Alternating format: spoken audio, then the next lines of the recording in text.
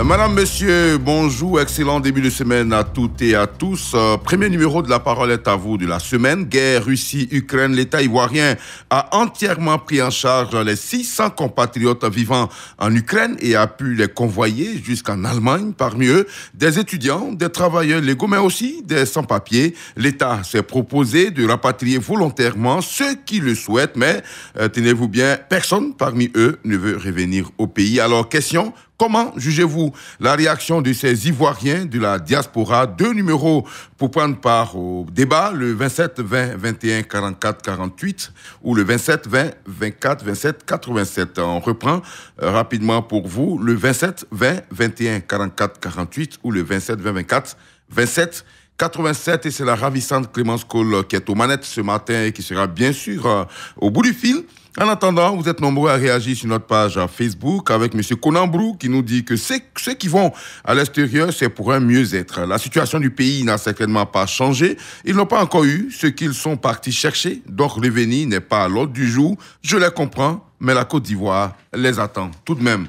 Eouman Tano nous dit qu'en se proposant de rapatrier les Ivoiriens vivant en Ukraine, en Allemagne, c'est une bonne initiative de la part de l'État. Mais revenir au pays, quelle garantie l'État leur concède-t-il? Rapatrier les sans-papiers serait l'idéal, mais les étudiants et les travailleurs, je pense que si l'État a pu les faire sortir d'Ukraine, théâtre des affrontements, c'est déjà une bonne chose. Si en Allemagne, ces derniers se trouvent être en sécurité, je crois que l'État a contribué à leur sécurisation. Et puis Bosson Assérémy nous dit que l'État est dans son rôle d'assurer la protection des Ivoiriens partout où ils se trouvent. Déjà que le gouvernement les a mis hors de danger, c'est une victoire. Néanmoins, l'on ne peut pas les rapatrier contre leur gré. Quand on sait que des compatriotes bravent la Méditerranée pour se retrouver de l'autre côté, c'est dit qu'il serait difficile de faire revenir au pays ceux qui ont déjà franchi cette Méditerranée. Il faut plutôt aider parmi eux les étudiants à obtenir une bourse et les sans-papiers à régulariser leur situation. Et après, chacun fera ce qu'il peut selon ses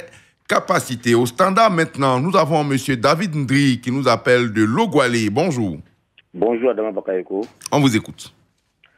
D'abord, nous remercions l'État de Côte d'Ivoire d'avoir pu faire sortir ces Ivoiriens du début de feu d'Ukraine. C'est le rôle de l'État de protéger les Ivoiriens partout où ils sont. Mais on ne peut rien faire pour eux, puisque s'ils ne veulent pas revenir, ils ne sont pas obligés à venir en Côte d'Ivoire. Seulement, ils sont hors de danger. C'est leur droit de vivre. Je crois que l'État doit recadrer les étudiants pour qu'ils puissent continuer les études. Oui. Et demain, s'ils le veulent, ils reviendront bientôt. C'est ce que j'ai à dire. Ben, je voudrais dire aux Ivoiriens d'être un peu mesurés dans les propos qu'ils vont tenir ce matin. D'accord. Parce que ce débat est un débat international. Et nous voyons tout ce qui se passe en Ukraine. Je vous remercie. Merci beaucoup, M. David Ndri de Logwalé. M. Alphonse Zamblé nous appelle de Oumé. Bonjour. Bonjour, Adama. On vous écoute. Bien, Adama, l'État ivoirien a le devoir de protéger ses ressortissants partout où ils se trouvent dans le monde. Et c'est ce que l'État a fait. Il a joué son rôle. Maintenant, si nos compatriotes ne veulent pas revenir au pays, surtout les sans-papiers, ils craignent. S'ils arrivent au pays, comment ils pourront retourner? Surtout qu'ils ont bravé la Méditerranée. Donc vraiment, c'est très, très difficile pour ceux-là. Ça serait même difficile de les convaincre même de rentrer au pays. Maintenant, en ce qui concerne les étudiants, il faut que l'État mette les moyens à leur disposition en Allemagne afin qu'ils puissent poursuivre leurs études. Voilà, ces étudiants, déjà, ils ont quitté l'Ukraine. Moi, je pense qu'ils sont en sécurité. Nos étudiants sont en sécurité en Allemagne. Donc, l'État doit créer des conditions favorables pour qu'ils puissent rester dans ces pays en attendant qu'il y ait la paix en Ukraine. Adama, merci et bonne émission. Merci beaucoup à vous, M. Zamblé Alphonse. Alors, on va lever tout équivoque dans les commentaires, même comme dans vos réactions en direct. On parle de braver la Méditerranée. On ne sait pas comment ces 600 Ivoiriens sont retrouvés en Ukraine. Donc, on ne peut pas dire qu'ils sont passés par la mer. On n'a pas cette garantie, on n'a pas cette information. Toujours est-il qu'ils sont 600 qui ont été officiellement recensés et l'État les a aidés. D'ailleurs, il faut noter, selon les commentaires, que l'État ivoirien est l'un des premiers États africains à avoir fait cela. Et d'ailleurs, certains pays comme le Nigeria sont en train de suivre l'exemple ivoirien pour mettre en sécurité tous ces ressortissants. Donc, on ne sait pas s'ils sont allés par la Méditerranée ou pas, mais on note qu'ils sont 600 là-bas en Ukraine. Monsieur Kanga Denis, bonjour. Bonjour, monsieur. Vous nous appelez de Jacquesville. Oui, oui. On vous écoute. Bon, vraiment, ce que j'ai pour nos frères ivoiriens est que vraiment, ils prennent leurs propres décisions. Qu'ils reviennent au pays parce que on ne peut pas suivre son pays parce que... Allô, M. Kanga? M. Kanga a un véritable problème de liaison. Il est parti. Voilà, dommage.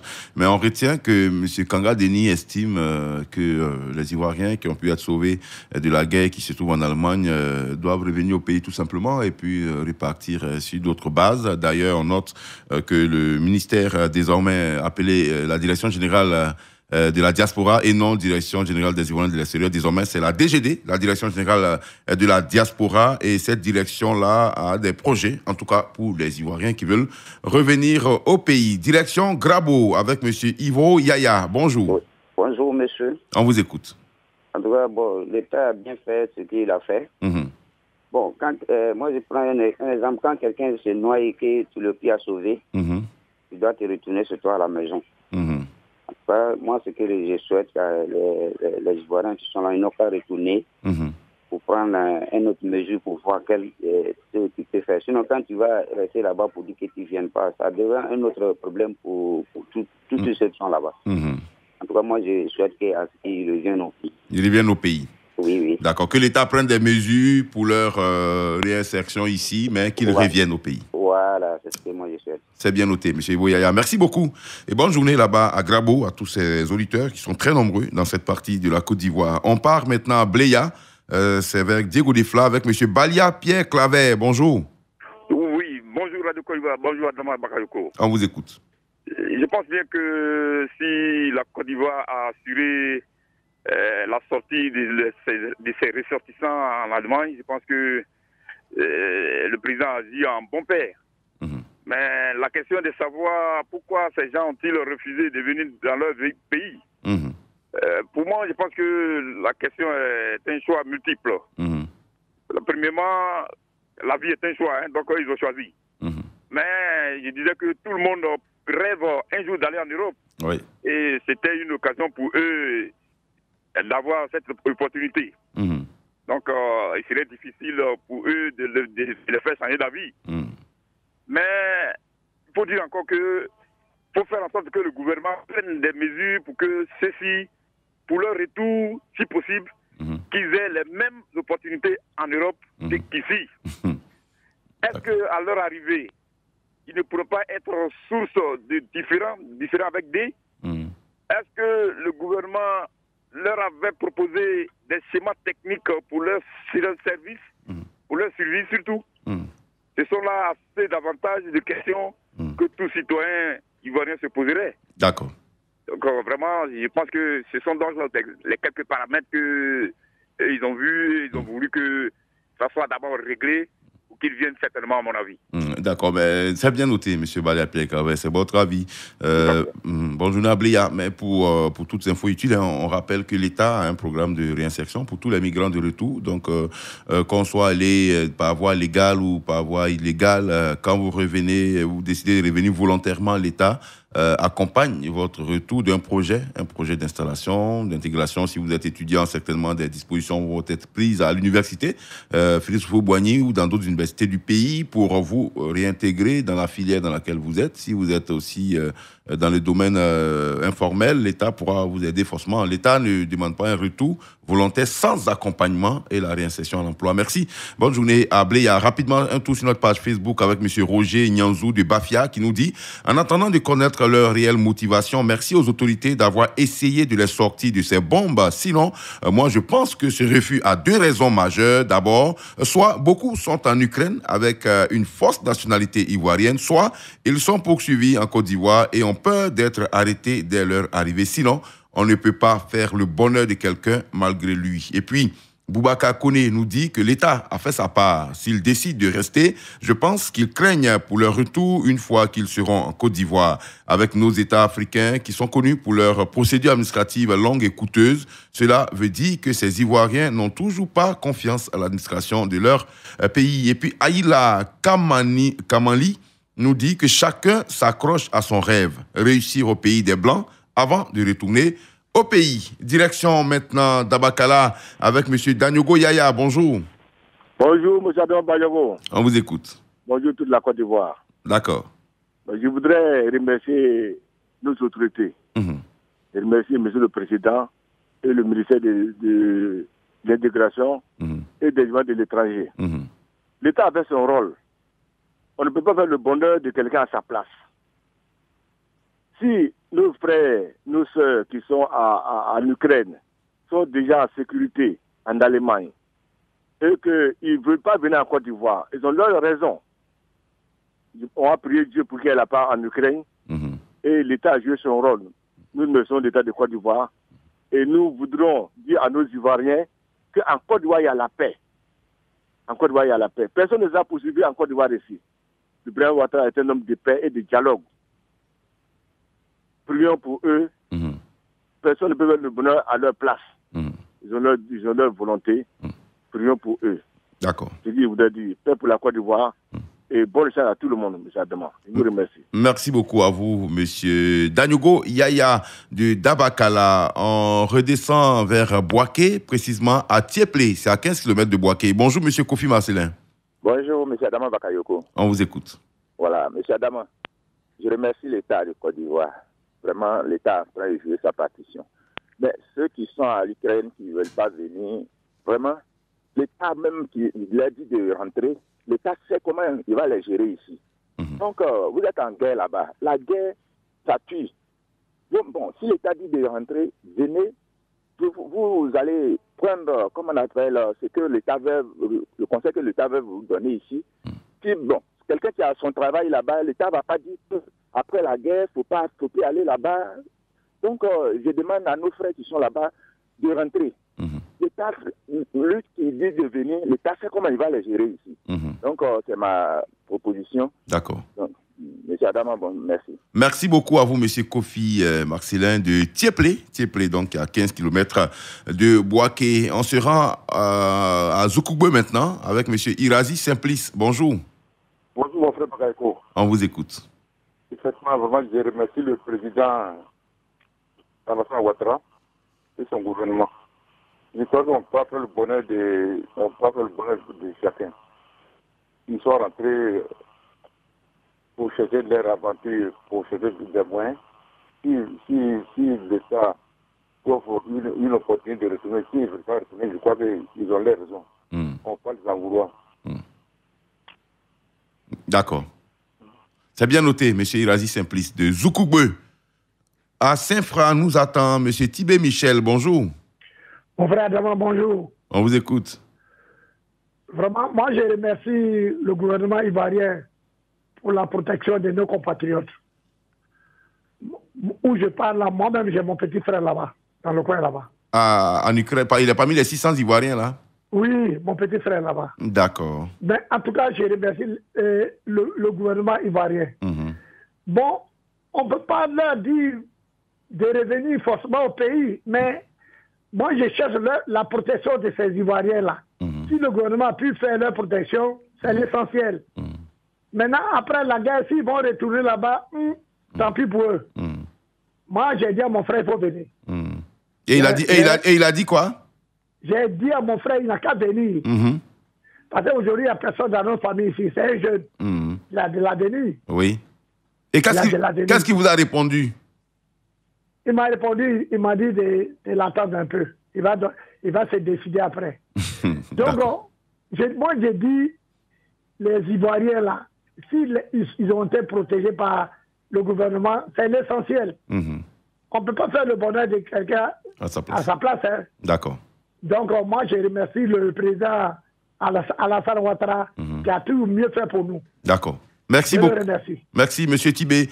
Michel, merci pour votre témoignage. C'est donc un témoin oculaire qui a son petit frère parmi les 600 Ivoiriens qui viennent d'être sauvés des bombes en Ukraine et mis en protection en Allemagne. On rappelle que l'Allemagne n'a pas été choisie au hasard. C'est parce que la Côte d'Ivoire possède une ambassade en Allemagne. Et c'est cette ambassade-là qui couvre les pays comme la Pologne, l'Ukraine. Et voilà pourquoi ça a été le premier réflexe qu'on voyait vers l'Allemagne, ils avaient été d'abord mis en sécurité en Pologne, et puis finalement, comme on n'a pas d'ambassade en Pologne, on les a ramenés donc en Allemagne. Monsieur Bomisso Mathieu, bonjour. Bonjour, monsieur Adama Bakayoko. Vous êtes à Issia. Oui, comme d'habitude. Comme toujours d'ailleurs. On vous écoute. Je vois que j'ai dit merci au gouvernement de Côte d'Ivoire, avec à sa tête le président Alassane Ouattara, qui aime bien ses enfants. Et Dieu merci qu'ils sont sortis de l'Ukraine. Parce que ce que nous voyons à Mariupol et à Kiev, vraiment, c'est vraiment étonnant et c'est inquiétant. S'ils sont déjà rentrés en Allemagne, Dieu merci. Maintenant, s'ils refusent de venir au pays, bon, ils ont leur raison à eux. Il ne faudrait pas qu'on les force. Mais dans l'Allemagne, il faut que l'État essaie de les aider. Et les aider. Même s'ils soient étudiants ou pas, il faut qu'on leur apporte des aides humanitaires. Parce que là-bas, ils en ont besoin. Voilà, donc vraiment, il dit merci au gouvernement. Et ne le forçons pas. On a fait pour leur décision. D'accord. Vraiment, bonne mission à vous et que Dieu bénisse la Côte d'Ivoire. Merci, amen. Merci beaucoup à vous, monsieur Bomisso Mathieu. Rapidement, un autre tour sur notre page Facebook. Vous êtes très nombreux à réagir sur le sujet. Boussoubi nous dit que ce sont des majeurs, donc libres de décider de leur sort avec des conséquences que cela comporte. Le gouvernement a fait sa part en les faisant sortir des bombardements intenses. Maintenant, s'ils veulent être des sans-papiers dans les pays européens, c'est leur problème. On réussit bien en Côte d'Ivoire ici, pourvu qu'on ait de la suite dans les idées. Et puis, Niamini Boussou Yacinthe nous dit que l'État a fait une part, mais que leur propose-t-on pour le retour, s'interroge-t-il. Il ne faut pas oublier qu'il y a des étudiants et des gens qui gagnent leur vie là-bas, que ces pays européens leur trouvent quelque chose à faire. Ils sont tous responsables. Steven Asséman nous dit « Je comprends ces Ivoiriens car il est clair que l'État les prend en charge actuellement, c'est bien, mais que deviendront-ils à leur arrivée ici au pays? Ce sera donc reparti à zéro et avec quels moyens? Surtout qu'ils ne s'attendaient pas à rentrer si tôt, donc ils n'y sont pas préparés. Et c'est difficile à comprendre, mais cela aurait été plus motivant si au moins il y avait des financements pour un nouveau départ au pays. » On part à Niakaramadougou. Maintenant, retrouver M. Idriss Sekongo. Bonjour. Allô, bonjour, M. Adama Bakayoko. On vous écoute. Ok, je dis merci beaucoup au gouvernement ivoirien. Il a vraiment joué son rôle de protecteur.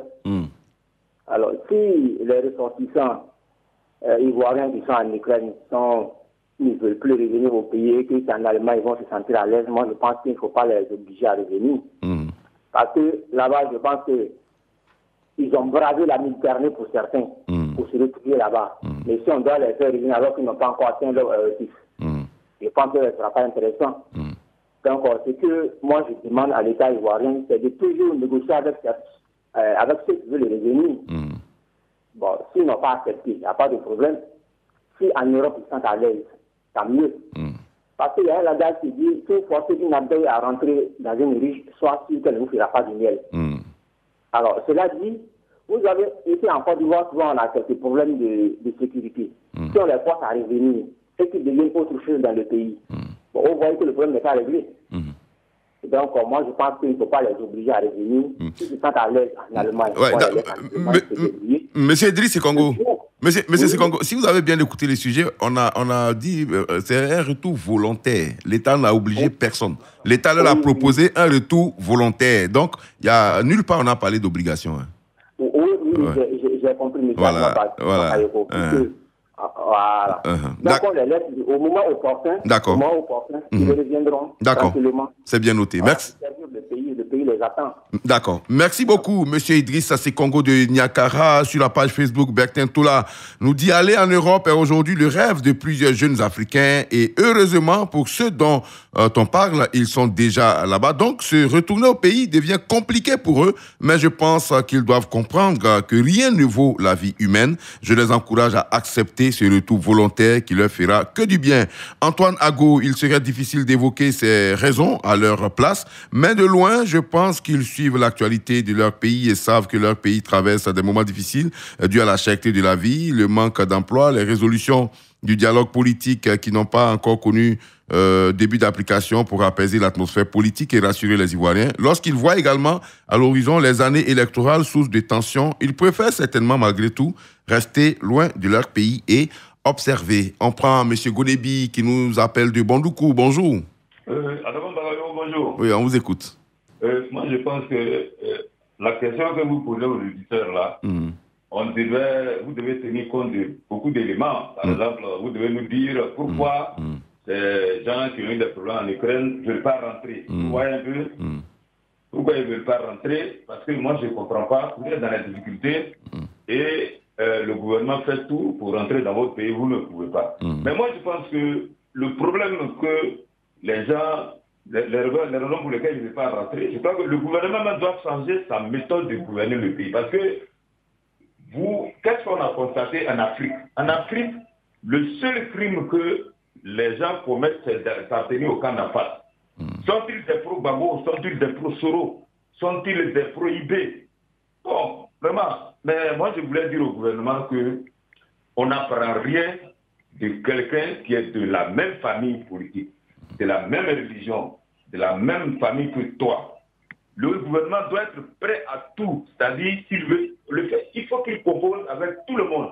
Mais M. Kodebi, les 600 là, ils n'ont pas donné la carte des partis politiques, hein, on ne sait pas qui ils sont. Donc vous ne pouvez pas dire que parce qu'ils sont d'un tel parti. On dit qu'il y a 600 personnes ivoiriennes qui sont en Ukraine. Il y a des étudiants, il y a des travailleurs, il y a des sans. On n'a pas fait de recensement de cartes politiques. Donc je ne sais pas pourquoi vous amenez le débat sur le chantier politique, ça me suffit. Non, c'est important.